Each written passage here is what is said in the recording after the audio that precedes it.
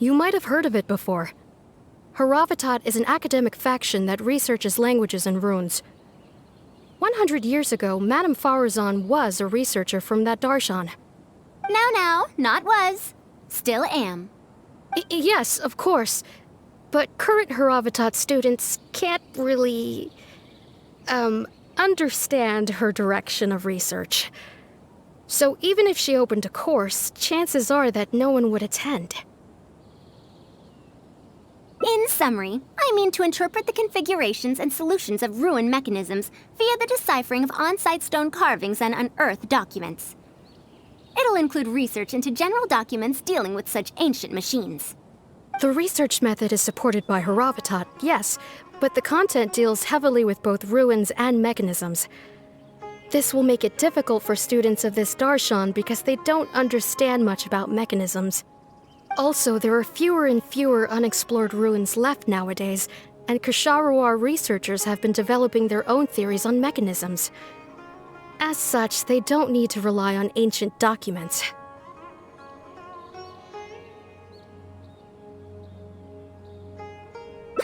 They're far too complacent. Ancient mechanisms are more dangerous and complex than one might imagine. I'm telling you, things weren't like this 100 years ago. All researchers back then were interested in exploring knowledge from a variety of topics. They also gave more respect to unknown mechanisms. Nowadays, all people are interested in are mainstream subjects in popular research. Even if they attended my course, I wouldn't be interested in teaching them. Also, the people here think that my research is outdated and unrealistic, so they keep cutting my funding. Why, I think they could all stand to learn from Kale. She's a hard-working child and respects her elders. Huh? Why me? If only those who came to my lectures were more like you. Speaking of which, are you feeling better? You don't have to confine yourself to Gandharvaville anymore, right? I just remembered that I have a lot of studying to do. I need to head back and find Master.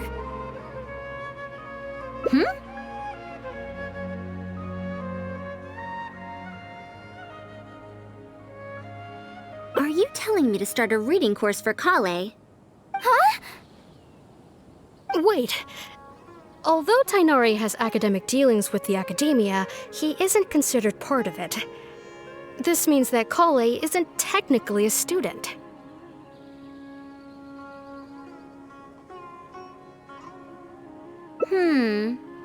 No, she's right. The old academia became consumed by their arrogance precisely because they ignored the public. There must surely be many people like Kale and Sumeru who are passionate about learning but cannot study due to various reasons. The old academia paid no heed to them. But if I start a reading course for Kale as a pilot, perhaps this shall come to benefit many more people in the future. I'll need to go back and ask if this is in accordance with regulations. Oh, save yourself the extra trouble. I'll come with you. If there's any arguments to be had, we shall sweep them aside together. Traveler, Kale, do wait for us a little while outside the academia. I'll be back in just a moment. Wait! Let's catch up with her. I can't believe she rushed right in after we arrived. She's really headstrong. Oh, how did things turn out like this? No, not really. Madame Faruzan is a brilliant scholar. Even Master thinks so. If she's really going to teach me how to read, it'll definitely be much better than me bashing my head against the wall. It's just that she can get a bit too passionate sometimes. I don't know how to handle that. Maybe it's because she wants to take me in as a student? It's just like that researcher said. The academia has completely changed during the 100 years that Faruzan was gone. I don't really get it, but it does seem like Haravatat's students aren't optimistic about the prospects of doing research with her. Students who are interested in mechanisms and applications of the elements generally enroll in Ksharawar and Spontamod. Madame Faruzan also refuses to accept random students just to make up numbers. She still hasn't found a student she likes, even after all this time back. But she seems to like my attitude toward learning. So she often asks me if I'm willing to become her student. It's because I'm a slow learner that I have no choice but to stay up late and study. Whenever she compliments me, I feel really guilty.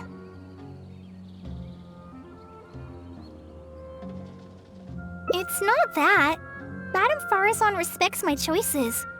She hasn't been trying to persuade me, especially since she knows I need to rest and recuperate. She sometimes brings food to Gandharvaville for me, and each time she says that Master can't find out. Now that you mention it, it does feel a bit like that.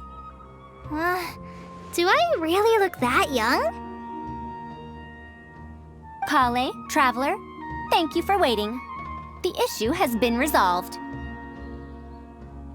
I argued with the higher-ups and convinced them of the practicality and necessity of educating the general public. If I'm not mistaken, they're the students of my classmates' students. They're a lot less forceful than their predecessors, though. I'd say they caved rather quickly. Amazing. It's just that we need to fill in every single page of the application. It's been a century, but the academia is as picky as ever. Let's see now. What do we need to fill in? Course name, learning objectives, teaching methods, course materials. I suppose we can fill in the course name last. That's a bit too general, I'd say. After all, this class's target audience isn't toddlers or children, but rather people who already know the basics of reading. As such, we'll need a more specific learning objective. How about proficiency in reading and writing? That's true. If we use children's teaching materials, we'll only end up wasting a lot of time on things that students would already know. And you have your job as a forest ranger, Kale. People who attend this course in the future are also likely to have life commitments. We need more effective teaching methods.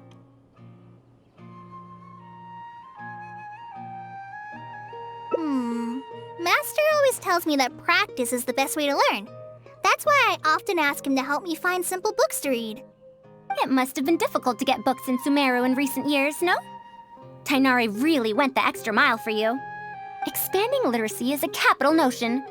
Now that the academia is easing restrictions on the circulation of books, there should be more people who have become interested in reading. It's a great time to conduct this course.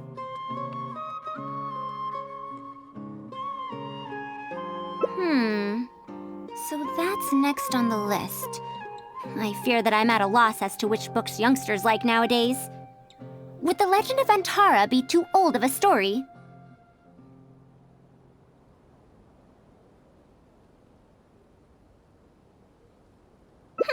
Fair. Kale, what have you been reading lately? Me? I've been reading light novels from Inazuma. I heard that ever since we were allowed to sell books in Sumeru again, some people set up stalls at Treasure Street to sell light novels. I've been meaning to go there and check it out. Light novels? This is my first time hearing about such a thing, but I doubt I will procure suitable teaching materials from the House of Dana. Treasure Street it is. Wait for us, Madame Faruzan! You wouldn't think someone as fast as her is over 100. Let's pick up the pace and catch up to her. What a long and mildly ungrammatical title.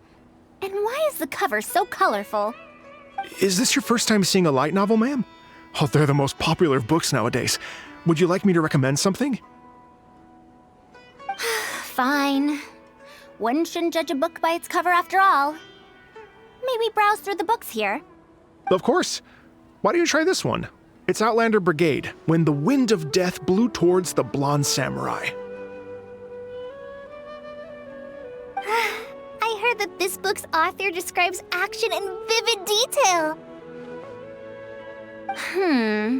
Now I've only skimmed through a few pages, but it feels like it's all fight scenes.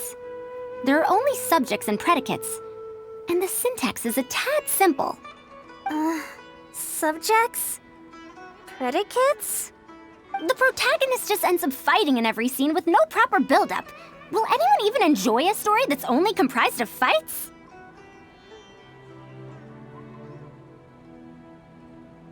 How about... the good thing about being reincarnated as a hilly churl is that I only need to eat Sunsetias to become stronger. A reincarnation isekai story? Those are pretty popular right now. Isekai? What in the world is that? Also, why does it become stronger by eating Sunsetias? Tropes? Ah, those fictional rules used to push the plot forward, yes? They're definitely effective in achieving a distancing effect. Sorry. What is this distancing effect?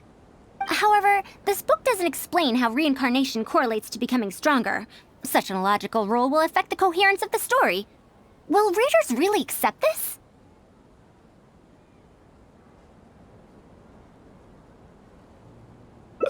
How about this? I had to fight tooth and nail to get this in stock. Oh, that's the latest volume of Onibudo! Now that's a rather normal title length. Oh, Kale, do you like this series? Yes, but I don't like it that much.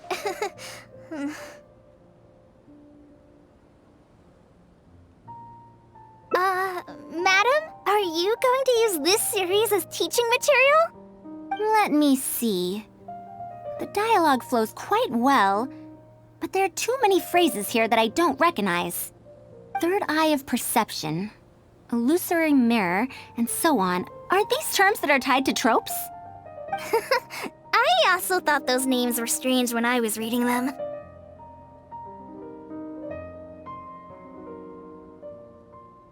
It's impossible to derive the meaning of these phrases in isolation. Also, their morphological properties are quite pedestrian, really. Or did the protagonist purposely create these strange names to disorient their foes?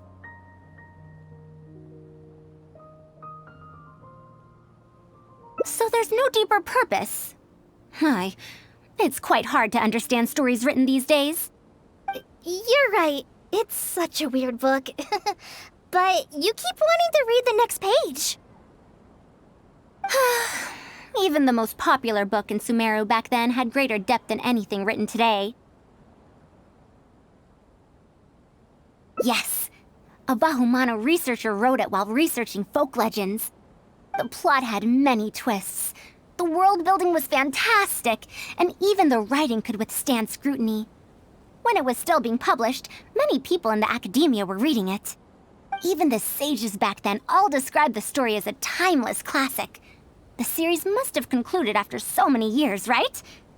Perhaps it's even more popular now. Is there a book like that in Sumeru? I've never heard of such a thing before. What's the title? It's called Tales of Shariar. Do you sell it here? Tales of Shariar? I don't think I've heard of that before. When was it published? About 100 years ago. 100 years ago? Are you pulling my leg? What sort of book can remain popular for 100 years? The Legend of Antara is popular to this very day, isn't it? I just heard someone telling it a few days ago in a cafe. If an old story like that is still being shared, then Tales of Shariar must be even more popular. Even if that is the case, I really don't carry that book here in my store. What? Is that because of the academia's strict control over books in recent years? I can't believe they've allowed the people of Sumeru to become so uncivilized.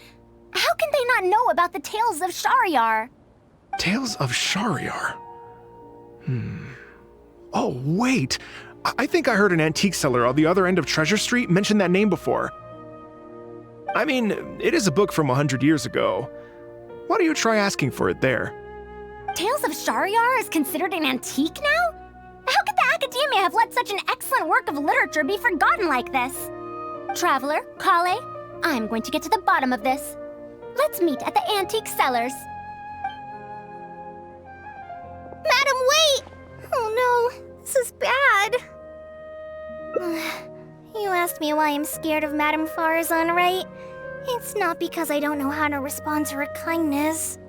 It's because I'm afraid of that ancient language she researches, because I can barely understand any of it. What if she uses ancient texts as teaching material? Even so, what if researchers from 100 years ago like to use ancient languages in their books? We've got to catch up to her!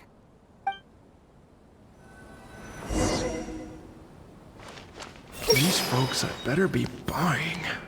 A book that was popular 100 years ago. Doesn't sound like something that'd be popular now, to be frank.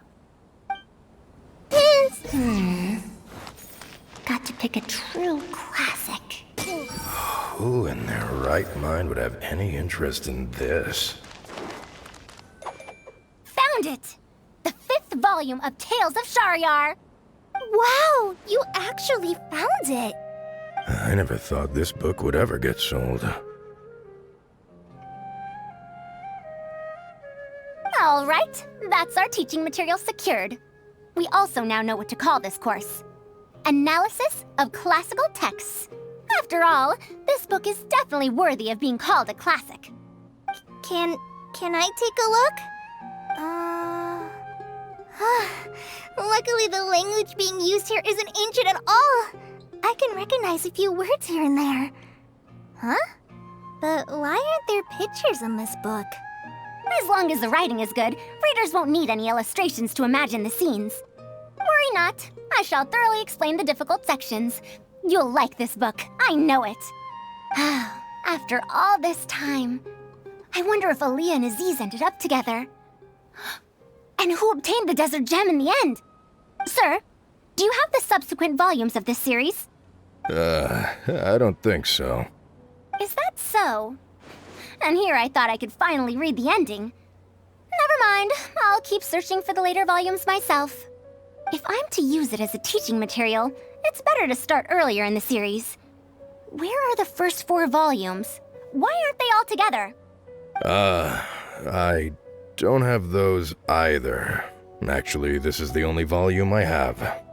Is this series really that popular? No. It's not popular at all. Rather, there's absolutely no demand for it. No demand? Impossible! Back then, I'd come across at least 3 groups of people talking about it during a single stroll at the Academia. Seriously? No one told me that this book was anything special when I first got it. Where did you get this from? Can you still contact the seller? I'm afraid not. This book was sold together with a whole bunch of antique furniture. I didn't even notice it initially. Otherwise, the Matra would have come knocking. Wait, is this book actually worth a lot? It can't be, right? That's impossible. No matter how strict the Academia was, there's no way Tales of Shahryar could have fallen into such a state. I do remember a passerby skimming through the book a few days ago. However, he simply sighed and left. He sighed? Why would he react like that? Given the quality of Tales of Shahryar, he should have been entranced after a single glance. I'm sorry. Traveler, Kale, please give me a moment. I'd like to look through this book first. Why is there another misunderstanding between Ali and Aziz? Also, why is there no mention of the Desert Gem at all? And a new character is introduced with no foreshadowing at all? Also, what are all these new names and terms? Is this really the Tales of Shahryar I know? Well, that passerby reacted in much the same way. It's Mada from the cafe over there. You know, the fellow who spends all day telling the legend of Antara. Since that's also a very old story, maybe he knows a thing or two about that, Tales of, whatever it's called. Then let's go ask around at the cafe. Huh? Madam Faruzan? Huh? Oh, yes. Let's go. Anyway, is there anything else here that's caught your eye? As long as the price is reasonable, I can give you this book as a bonus. Another day, another empty room. Excuse me? But are you Mada? Yes! Are you here to listen to my story? Well, we actually came to ask about something else. I see. Sorry. It's fine. I'm used to it, more or less. So, how can this terribly unpopular storyteller help you? Do you know about Tales of Shahryar? Huh? Tales of Shahryar? Why, I can barely remember the last time anyone talked about it. My master always talked about how incredibly popular that book used to be. However, I tried reciting a few chapters of it at the cafe, and I found that it's even less popular than The Legend of Antara. Your master? Yes, the one who taught me how to be a storyteller. He said that Tales of Shahryar was written by his master's master's master. He also said that this great-great-grandmaster was an academia researcher, and that even the sages liked the series. He wrote 4 volumes back then, and the reviews just got better and better. You couldn't find a single person in Sumeru who hadn't read his books. And then? What happened next? Why doesn't anyone know about Tales of Shahryar now? Oh, it's hard to tell when it comes to trends. One day everyone likes stories like that, and the next day their tastes change completely. Instead of writing a proper ending, this great-great-grandmaster kept trying to extend the story. To tap into popular trends, he added a lot of tropes. Then, starting from the 5th volume, the reviews started to go downhill. How could that be? Then what happened to Tales of Shahryar in the end? In the end, there's no ending. The great-great-grandmaster tried to write a few more volumes, following whatever trends were popular at the time, but the trends kept changing right as he published his books. He got so infuriated that he stopped writing altogether and focused on his research instead. What? So there's no ending? The readers didn't care? By that time, only a very small number of people were reading Tales of Shahryar. Anyway, my master probably exaggerated. How could a work possibly have been that popular? The only tangible thing my great-great-grandmaster left is the original draft of Legend of Antara. He also left behind many theses from his research phase. When my master talked about Legend of Antara, he'd even quote from those theses. My master is a much better storyteller than me. Even when we're telling the same story about Antara, he's always able to draw in a huge crowd. But even he won't recite Tales of Shahryar due to its ever-changing writing style and its lack of an ending. So, Antara's story is the one that lasted through the years. Well, not even sages can definitively ascertain the quality of something like a story. In the end, only time can separate the classics from the fads. Only time? Madam Faruzan? It's been 100 years. Perhaps some things I once believed to be great aren't so after all.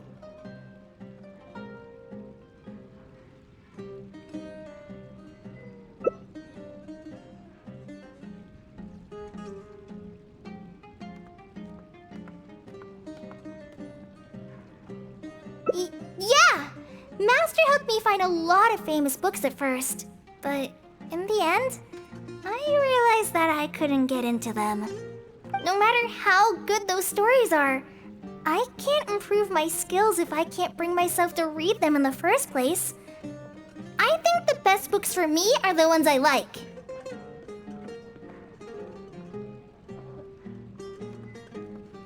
Huh. Indeed. That is true. Readers' interest in trends of a time are not things that are so easily predicted.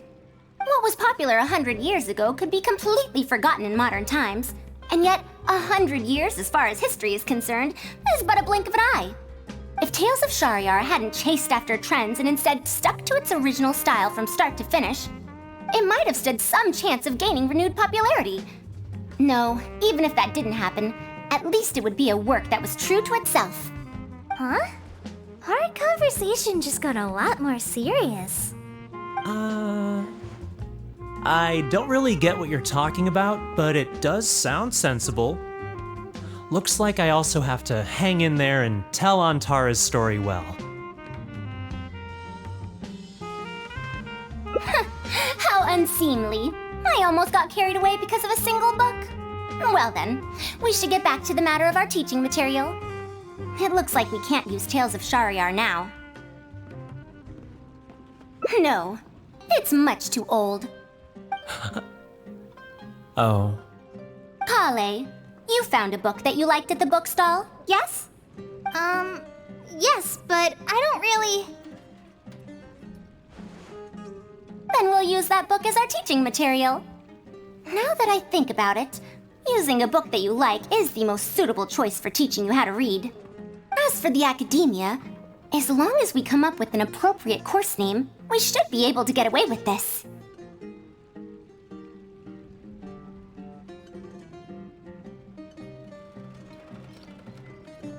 My, it sounds like you've dealt with the academia before.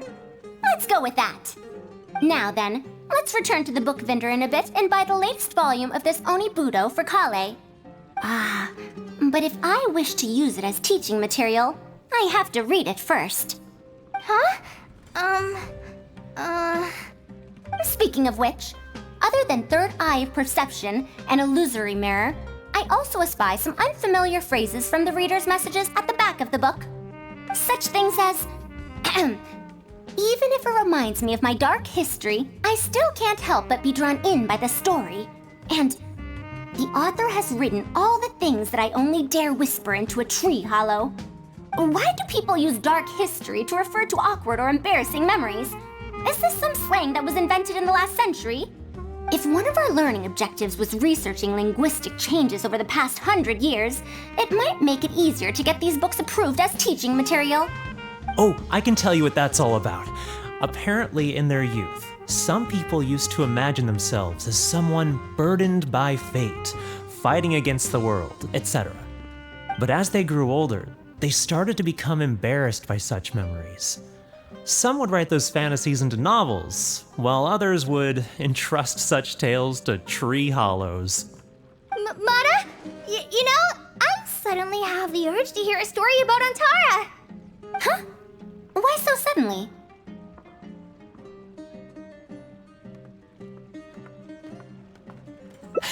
I knew it. There will always be people who love the golden oldies. Now, let me tell you all about the ancient hero, Antara.